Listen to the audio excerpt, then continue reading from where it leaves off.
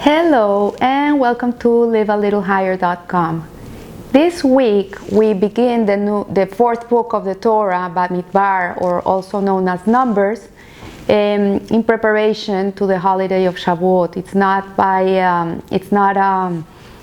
coincidence that it's read the Shabbat before Shavuot, because Shavuot is the holiday in which we receive the Torah and Mount Sinai, and the parasha of Bamidbar is really in preparation to the receiving of the Torah. And it's as if when a groom is going to get married, the Shabbat before his wedding, he is called to the Torah. So this parasha of Bamidbar actually resembles the groom coming to the Torah, as the Jewish people are ready to get married to Hashem. The Jewish people are looked as the wife, and Hashem is looked as the groom. So Bamidbar really means in the desert, and some of Hasidic thought explains to us why this book is called, this parasha is called Bamidbar, which is really to understand why the Torah was given to us in the desert. And the desert is a desolate land. It's a place where nobody lives. It's inhabitable. And because of this, there's no parameters. There's no moral compass there. Everything goes. You are not influenced by society. Like in a city, you would be influenced by the ways of the place. But in a desert, it's desolate. There's no way that you can be influenced by anything there. So just because of this reason, that's why we can be open-minded in the desert. We are not bounded by other ideas. We're free to really be able to receive the Torah and receive the revelation of God at Mount Sinai. Also, Jewish thought has taught us that when a Jew is in a desolate place spiritually, like when you're living in a desert, because there's nothing there, then it's a responsibility of other Jews to take care of that person and help him find his way in life and connect to the Torah values and to Hashem. Also, the parasha, although it's named Bamidbar, which means in the desert, the book of Bamidbar also means numbers, and this is because of the census that Hashem made to count the Jewish people. The Sidra of Bamidbar has a particular reference because of this, because in this parasha Hashem counts the Jewish people. And Rashi makes the following comment on the command: because they, the children of Israel, are dear to him, he counts them all the time. When they went forth from Egypt, he counted them. When they sinned with the golden calf, he counted them. And when they were ready to erect the tabernacle, also Hashem counted them. So the question is, if Rashi says that Hashem counts the Jewish people all the time, why is it making reference to these three specific times? What is Rashi trying to tell us? So what it says here is that Rashi says that God counts us because he has this great love for us. So if you have something that is very loved to you, like your children, your family, you're always making sure they're around. You're always making sure, if you go to the mall with your 4 kids, you're counting all the time to see that they're there for following you, or that they haven't gotten lost. So this is the same analogy that we would use of God counting the Jewish people. It's not that he doesn't know how many we are. He knows for sure how many we are. He counts us all the time. But what Rashi is telling us here is that he makes it known that he counts us because he loves us. He wants us to know that we count, that he loves us very much.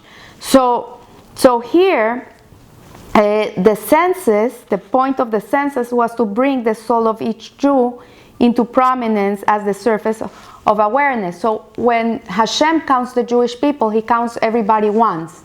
When he's making a census, the most prominent person in the Jewish people, like Moshe Rabbeinu or Aaron, and he would count them the same as the guy that would clean the floors.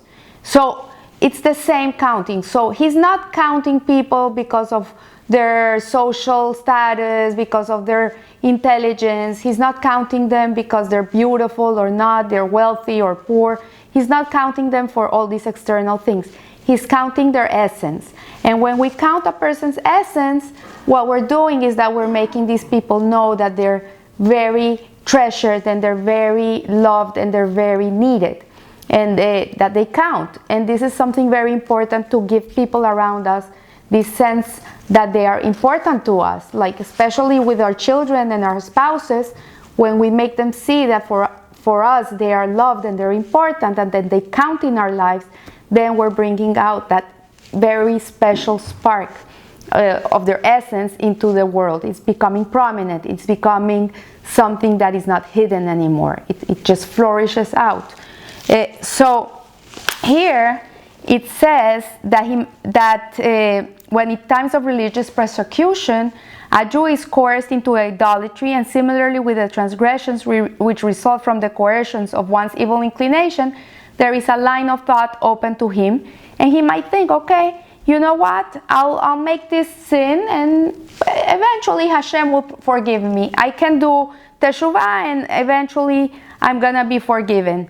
But here we find in all ages that amongst all manner of men, Jews have been willing to sacrifice their lives rather than betray their faith even for one moment. So we see that when we touch that inner core of a Jew, he's willing to give his life for Hashem.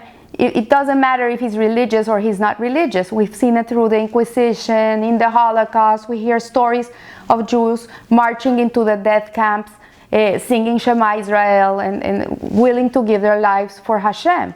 So because the relation between God and the Jewish soul is beyond time. And this is the meaning of He counts them all the time. The love which expresses itself is counting in deeper than the vicissitudes of time and calculation. So for Hashem, there's no time. He's not bounded by time and space. The time and space is a creation of this world, of the world of Asiya, where we live. So in Hashem's realm, there is nothing that bounds Him. So He's counting us all the time. But there's no time there, if I can get myself through. So here, what it's saying is that now we can understand the difference between the three countings of Rashi that Rashi mentions. One was the counting when the Jewish people were coming out of Egypt. The second one was when they sinned with the golden calf. And the third one was when they were ready to erect the tabernacle. So here we see that this is a three-process stage into the connection with Hashem. So the first counting, the first census, was when the Jewish people came out of Egypt. In reality, we came out of Egypt not because we wanted to come out of Egypt. We came out of Egypt because Hashem wanted to take us out of Egypt. So we did it not because we wanted, because we had to. We were ushered out. And then the second census was prior to the building of the tabernacle. It reached further outward to the intellect and emotions of the Israelites. So one is from up down, from heaven to us. Then the second one was from us to God. When the Jewish people had sinned, then they were asking for teshuvah. It was something that came from them. It came from the Jewish people up to Hashem. And then the third census came the actual service of the tabernacle, when they were actually serving in the tabernacle. And this is when the Israelites, by their own actions, brought God into their midst. So one is from heaven down to earth. The other one is from earth up to heaven.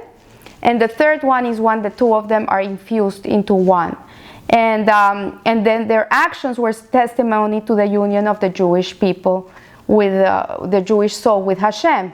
So for Nisan is the month of Pesach, the time of acknowledgement, the revelation that comes from above. And there was no merit for us, because this is nothing that we did by ourselves. It was something that came from God. Then the month of Iyar, which is the month we're finishing this week, is actually from us to God, because we're working on the counting of the Omer. We're working on refining ourselves, on becoming more spiritual attuned with Hashem, and getting our emotions into alignment with God's will. And this is a time of rectification, and it really is a job, an inside job. And then the third one, which would with parallel with, it says that for Moses was a communicator of God's revelation by the giving of the Torah. He was a channel from above to below. Aaron, his brother, the priest, was he who elevated the people of Israel from below to up. So Moshe is bringing the Torah down, and Aaron is elevating the people up. So you can see it's a dual job. It's not only the heaven coming down to earth, or the earth beseeching heaven. It's a double job. And this is when there's the fusion of the Jewish soul with Hashem. And this is what it means that we were one with God. So the Torah, really, the giving of the Torah, is not that we have a nice book to read stories from. Really, it should become us. We should live Torah. We should breathe Torah. We should smell Torah. It should be one with us. And in this way, we will be able to merge heaven and earth. And so I want to wish you a good week, a happy week, a healthy week. And remember, live a little higher. Thank you.